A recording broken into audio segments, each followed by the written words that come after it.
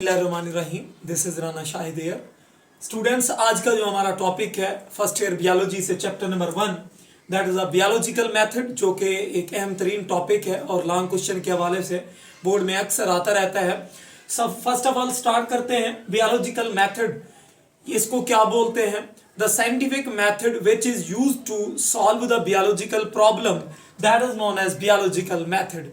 बियोलॉजिकल method के अंदर हम ये देखते हैं कि एक लिविंग ऑर्गेनिज्म को होने वाला कोई भी प्रॉब्लम है, यानी any problem that is associated to the living organism, that is known as biological problem. Living organism में हम इंसान की बात करते हैं, एनिमल्स की बात करते हैं, प्लांट्स की बात करते हैं। अगर इनमें से कोई लिविंग ऑर्गेनिज्म अपना मसला या अपना प्रॉब्लम खुद बता देता है तो बात ठीक है। अगर जैसे प्लांट्स हैं बोल नहीं सकते, एनिमल हैं वो बोल नहीं सकते, इनका प्रॉब्लम को इनके प्रॉब्लम को अगर हमने सॉल्व करना है तो इस प्रॉब्लम को हम बियोलॉजिकल प्रॉब्लम बोलेंगे, और जिस मेथड से हम इनको सॉल्व करेंगे उस मेथड को हम नाम देते हैं biological method. The scientific method that is used to solve the biological problem, that is known as biological method. Next है biological problem, the problem that is associated to the living organism.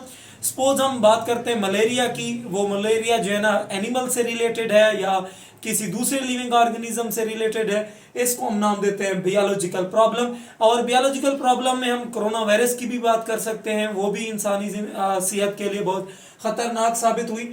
Science is a systematized knowledge. Science का जो इल्म है एक system, rules and regulation पर base करता है। Like the other sciences, physics, chemistry, biology, biological sciences has a set of methodology, कि biology ने भी मुख्तलिफ ऐसे मेथड अपनाए, एक ऐसा तरीकाकार अपनाया जो रूल्स एंड रेगुलेशन को फॉलो करता है। तो उनमें से हम कुछ स्टेप्स की बात करते हैं। पहला स्टेप है ऑब्जर्वेशन, दूसरा स्टेप है hypothesis, third one deduction, fourth one experiment, next है थ्योरी और लास्ट में है law. So first of all इनको हम स्टेप बाय स्टेप देखते हैं कि ये क्या होते हैं। सबसे पहला जो स्टेप है वो ये है recognisation of the biological problem, कि पहले उस बियोलॉजिकल प्रॉब्लम की पहचान करना, आया वो प्रॉब्लम किस से रिलेट करता है और किस टाइप का है। जब उसकी पहचान हो जाए तो हम उसके लिए ऑब्जर्व करते हैं। ये ऑब्जर्वेशन बनाई जाती हैं, these are made by the 5 senses. ये आपका इंपॉर्टेंट शॉर्ट क्वेश्चन भी है कि how the observation are made, तो आपने कहना है observation are made by the 5 senses. अल्लाह पाक ने इंसान को जो 5 अज़ाए हिस्स दिए, जिनमें से hear, smell, taste, vision and touch, these are 5 senses which are used to make the observation. Next है टाइप। दो टाइप के होते हैं, क्वालिटेटिव एंड क्वांटिटेटिव ऑब्जर्वेशन। जो क्वांटिटी है, क्वांटिटेटिव है, ये क्वांटिटी से निकला हुआ है। क्वालिटेटिव, ये क्वालिटी, किसी खासियत, खूबी, मियार को ज़ाहिर करता है। क्वांटिटेटिव ऑब्जर्वेशन याद रखना, ये मोर एक्यूरेट होते हैं क्वालिटेटिव से। इनके बेसिक डिफरेंस लिखा हुआ है कि quantitative are more accurate, these qualitative are less accurate. Quantitative are measurable while qualitative are non measurable. Quantity based होते हैं जबकि ये quality based होते हैं। These can be recorded in the number, these cannot be recorded in the number. Suppose first of all example देना चाहूंगा, the boiling point of water is 100 degrees Celsius while the freezing point of water is 0 degrees Celsius. These quantities are shown, but while on the other hand the boiling point of water is higher than the freezing point, the freezing point of the water is lower than the boiling point. जब high या low की बात करते हैं यानी quality बताते हैं, that is known as qualitative observation. जब हम quantity बताते हैं, that is known as quantitative observation. Next, यही ऑब्जर्वेशन मिलाकर बनती है हाइपोथेसिस, मफरूजा, एक simple statement. It should be so simple that even common people can understand it. Hypothesis is tentative explanation of observation, के हाइपोथेसिस के जो एक ऑब्जर्वेशन की जो एक तहकीक तलब वजाहत होती है उसको हम नाम देते हैं हाइपोथेसिस। और ये हाइपोथेसिस रीजनिंग से चलती है। There are 2 type of the reasoning. First one is known as deductive reasoning, inductive reasoning. Suppose यहां पर मैं एक मिसाल देना चाहूंगा हाइपोथेसिस की, the cause of malaria is Plasmodium.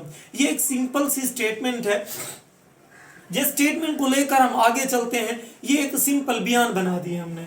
Deductive reasoning, inductive reasoning, याद रखना ये भी 2 नंबर का इंपॉर्टेंट शॉर्ट क्वेश्चन आता है कि what is the basic difference between deductive and the inductive reasoning. Deductive reasoning moves from general to the specific, कि ये एक ऐसी रीजनिंग है जो जनरल से यानी कॉमन से हम बात करते हैं कि इसकी स्पेसिफिक की तरह. It drawing the specific conclusion, इससे हम मखसूस नताइज भी निकालते हैं. सपोज मैं एग्जांपल दूंगा कि if all the birds present in this world have the wings, अगर मैं ये कहूं कि दुनिया में जितने भी परिंदे हैं उन सब के पर होते हैं. सपोज ये तो हमने बात कर ली कॉमन. अब हम एक बर्ड को लेते हैं, that is a sparrow. If all the birds have wings, then sparrows have the wings. First of all, premise beyond number 1 है, if all the birds have wings, then and sparrows are also bird, we can conclude that all the sparrows have wings. तो हमने बात की birds से और बात खत्म की स्पैरोज के ऊपर, वो भी एक बर्ड है. Moves from general to the specific. दूसरी example, if all the green plants can do photosynthesis, then any plant which is present in the world which can also photosynthesize, वो ग्लूकोज तैयार कर सकता है. अगर दूसरे प्लांट, कोई भी प्लांट ले लें, उस प्लांट की अगर हम बात करें, प्लांट भी क्या कर सकता है, फोटोसिंथेसाइज कर सकता है. तो फोटोसिंथेसाइज के बगैर, फोटोसिंथेसिस के बगैर प्लांट का कॉन्सेप्ट ही मुमकिन नहीं है. नेक्स्ट है इंडक्टिव रीजनिंग. ये रिवर्स है इसका. It moves from specific to the general, we conclude the general conclusion. Example, if all the sparrows have wing, अगर हम बात करें कि तमाम की तमाम चिड़ियां जो है ना पर रखते हैं, then all other the birds like parrot, hawk, carrot, जो है ना हमारे पास pigeon, etc, these are also birds, these have also wings. So we conclude that then we conclude that all the birds have wings. अगर sparrows birds हैं, उनके पर हैं, तो कोई भी परिंदा जो हम इसको birds की फैमिली में रखते हैं, तो उसका भी क्या हो सकता है, wings हो सकते हैं.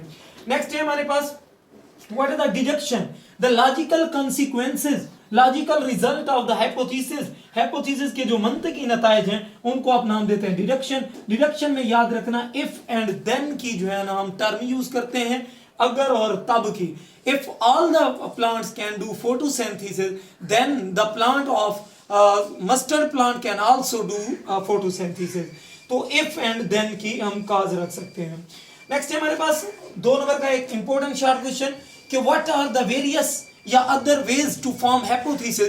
कि आप हाइपोथेसिस को सिर्फ ये नहीं है कि ऑब्जर्व करें, ऑब्जर्व करने के बाद लिखने बैठ जाएं या सिंपल स्टेटमेंट देना स्टार्ट कर दें. कुछ और भी मेथड है, कुछ और भी वेज हैं जिनसे आप जो है ना हाइपोथेसिस बना सकते हैं. तो कौन कौन से हाइपोथेसिस के वेज हैं? सबसे पहला है इमेजिनेशन और इंट्यूशन. योगा करना या सिर्फ और सिर्फ ख्याल करना कि ऐसे रिलैक्सेशन स्टेट में बैठ के इमेजिनेशन की दुनिया में जाकर खुद लिखना, that is a way to form the hypothesis. दूसरा है एस्थेटिक प्रेफरेंस, हुस्न जमाल की बुनियाद पर किसी चीज को लिखना या स्टेटमेंट देना. रिलीजियस और फिलॉसफिकल आइडियाज के मजहबी और जो है ना फिलॉसफी के जो आइडियाज हैं उनको देखकर या परख कर उनको ऑब्जर्व करके हाइपोथेसिस बनाना. फिर है कंपैरिजन एंड एनालॉजी, दो सिमिलर चीजों के दरमियान कंपैरिजन करना, उसको कंपैरिजन बोलेंगे.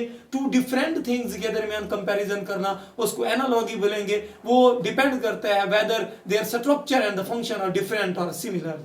उसके बाद है discovery of one thing while looking for another thing. यहां पर मैं कोट करना चाहूंगा सर अलेक्जेंडर फ्लेमिंग की, जो बना रहे थे. पेनिसिलिन की डिस्कवरी के दौरान हालांकि वो कुछ और चीज डिस्कवर कर रहे थे, लेकिन वहां पर कोई ऐसा मटेरियल आया जो बैक्टीरिया की कोआगुलेशन में मदद देता है. बाद में उसको फिंजाई का नाम दिया गया. तो देख कुछ और रहे थे लेकिन चीज कुछ और हासिल हो गई. तो हमारे केमिकल रिएक्शन कुछ ऐसे होते हैं जिनको हम परफॉर्म तो कुछ और कर रहे होते हैं, लेकिन साइड रिएक्शन की वजह से कुछ और चीजें मिल जाती हैं. तो इस तरह से भी आप हाइपोथेसिस बना सकते हैं. नेक्स्ट है एक्सपेरिमेंट, कि जब आपने ऑब्जर्वेशन हाइपोथेसिस बना लिया तो उसको बार बार टेस्ट करें. टेस्टिंग करना, एक्सपेरिमेंटेशन करना. ये एक्सपेरिमेंट 2 तरह के होते हैं. एक को हम नाम देते हैं कंट्रोल एक्सपेरिमेंट, एक को आप नाम देते हैं एक्सपेरिमेंटल एक्सपेरिमेंट, कि जिसमें हम किसी चीज को एक प्रॉपर कंडीशन दें, वो हमारे पास कहलाता है कंट्रोल. जबकि दूसरा जिसके अंदर हम प्रॉपर कंडीशन प्रोवाइड ना कर सकें उसको हम नाम देते हैं एक्सपेरिमेंटल. और hypothesis is tested again and again and control and experimentally. What is the theory? इसको हम थ्योरी या थ्योरी बोल सकते हैं. Theory, it is a series of hypothesis, कि ये एक लाइन है, सीरीज है हाइपोथेसिस की, supported by the result of many tastes, जिसको बहुत सारे टेस्टेस से जो है ना हमने सपोर्ट किया हाइपोथेसिस को। अब जब फीचर इसकी good theory, predictive theory, productive theory. A good theory is that theory which has a good explanatory power. Predictive theory which can suggest new hypotheses, productive theory which provide new and good hypotheses and different kind of hypotheses. These are the common feature of the theory. Next है हमारे पास what are the example of a theory? तो आप दे सकते हैं cell theory, pressure flow theory, vital force theory. That is a virtually refutable hypothesis. अगर ये जो है ना सही साबित ना हो सका, कि अगर बार बार के hypothesis सही साबित ना हो पाए तो उनको रिजेक्ट कर दिया जाता है। अगर वही हाइपोथेसिस सही साबित हूं तो उनको थ्योरी का नाम दिया जाता है। नेक्स्ट है scientific law, final and the last law और scientific law. It is a theory challenge. बाद साइंटिस्ट जो है ना इस थ्योरी को चैलेंज के तौर पर लेते हैं, बार बार टेस्ट करते हैं और इसको डिस्प्रूव करना चाहते हैं, लेकिन इस थ्योरी के अगर जो है ना सॉलिड एविडेंस है या इसको सही तरह से बनाया गया है तो तब ये रिजेक्ट नहीं हो सकती। Constant fact of nature, it is a not constant fact of nature, it is a constant fact of nature. Virtually irrefutable theory, कि ये एक नाकाबिले तरदीद थ्योरी है जिसको हम रिजेक्ट नहीं कर सकते, ये इसको बार बार सबूतों और गवाहों और दलीलों के साथ पेश किया गया। मोर जनरल स्टेटमेंट, थ्योरी की निस्बत हाइपोथेसिस की निस्बत जो लॉ की स्टेटमेंट होती है वो बहुत छोटी होती है और उसके अंदर बहुत जनरल स्टेटमेंट बयान की गई होती है। एग्जांपल की बात करते हैं, Hardy-Weinberg law, Mendel law of inheritance, ये चैप्टर नंबर 24 के अंदर पढ़ाऊंगा आपको। Hardy-Weinberg law, Mendel law of inheritance, ये चैप्टर नंबर 22 सेकंड ईयर में। ये दोनों लॉज हैं जो है ना साइंटिफिक लॉ की बेस्ट एग्जांपल है। Why the biology is short and large, आमतौर पर बहुत सारे स्टूडेंट मिस्टेक करते हैं कि इस शॉर्ट क्वेश्चन को स्किप कर देते हैं कि शॉर्ट क्वेश्चन आएगा why the biology is short and large, तो आपने कहना biology is short and large due to elusive nature of the life. Elusive nature से मुराद कि एक इंसान की जिंदगी बहुत सारी परेशानियों से खिंचाखच भरी हुई है और हर वक्त जो है ना इंसान का मूड चेंज, हर वक्त इंसान जो है ना कोई किस सिचुएशन में है तो कोई किस सिचुएशन में। अगर यानी हम जो है ना बहुत सारी थ्योरी को बनाकर किसी इंसान के सामने पेश करते हैं, पेश करने के बाद वो रिजेक्ट कर देता है या एक्सेप्ट कर लेता है, ये तो डिपेंड करता है उसके मूड के ऊपर, और ये चेंजेस मूड इलिसिव है और हर वक्त का चेंज होना। अच्छा, biology short and last due to the elusive nature of life, कि फिर जब ये बार बार थ्योरी अगर गलत साबित नहीं होती, फॉल्सिफाई नहीं होती, तो तब ये लॉ बन जाती है। अब इस लॉ को हम जो है ना किसी रिपोर्ट कर देते हैं, किसी रिसाले के अंदर, मैगजीन के अंदर, सेमिनार हॉल के अंदर, मीटिंग्स के अंदर, नॉवल बुक्स के अंदर इनकी कैलकुलेशन करते हैं। कैलकुलेशन करने के बाद इनको हम जो है ना किसी सेमिनार हॉल के अंदर, कॉन्फ्रेंस के अंदर पेश करते हैं, वहां जाकर हम जो है ना इसकी तरदीद कर पाते हैं। अब इसको सिंपल एक शॉर्ट व्यू देना चाहूंगा।